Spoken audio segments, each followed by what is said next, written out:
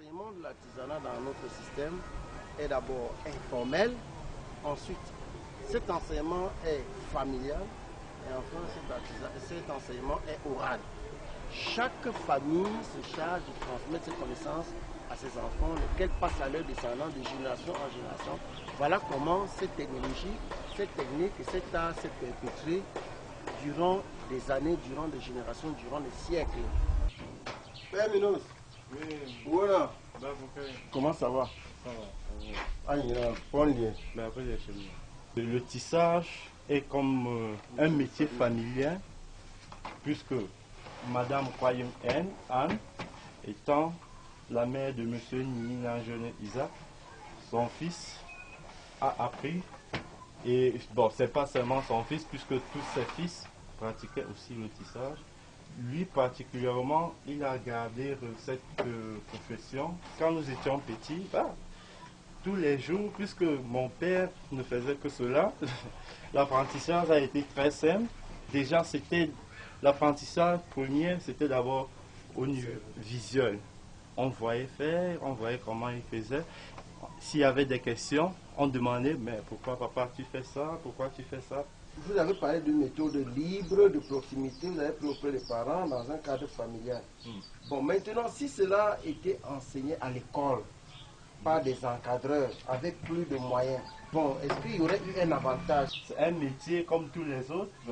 Certains ou d'autres peuvent en trouver ça et peuvent gagner leur vie en faisant ce métier. Comme vous? Comme moi, par exemple.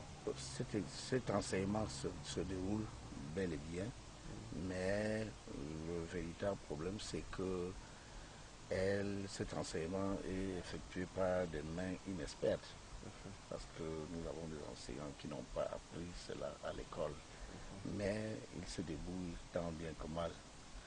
Aussi, aurait-nous souhaité que la hiérarchie se penche à la formation des enseignants qui pourraient dispenser aisément cette discipline-là.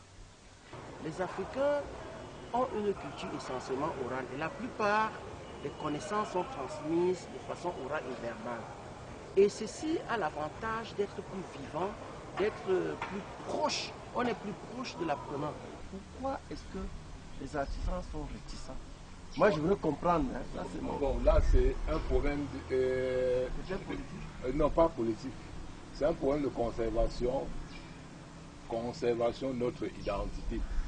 Parce que cela ne nous ferait pas plaisir de voir peut-être faire de la fonderie, vulgariser la fonderie peut-être à l'est du Cameroun, alors qu'ils ont leur propre identité là-bas. À développer. Oui.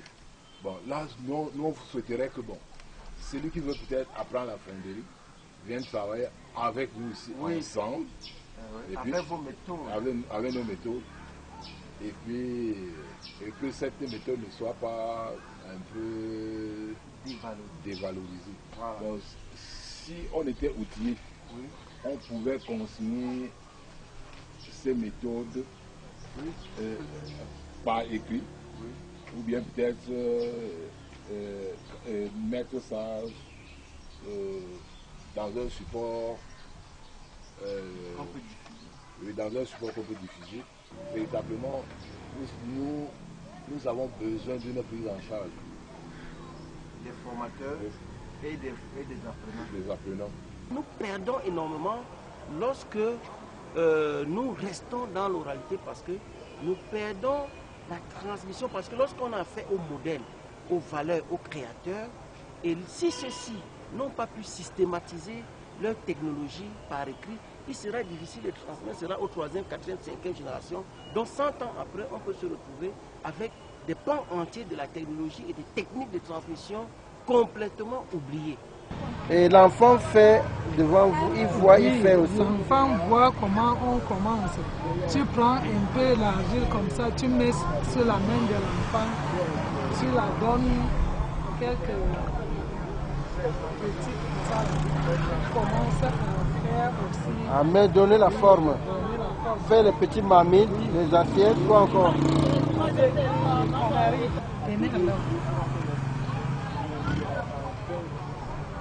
Voilà. Après l'école, dès qu'on rentrait de l'école, on partait apprendre la sculpture sur bois. Le week-end, on ne partait pas à l'école. On partait à 8h, on rentrait à 17h. De 8h à 17h. On avait une pause à midi, Il n'est pas normal qu'une civilisation et une culture de plus de 7 siècles comme la culture Bamoun, n'est-ce pas, soit laissée à la perdition parce qu'on n'aura pas trouvé des méthodes et des techniques de préservation du patrimoine culturel, matériel et immatériel.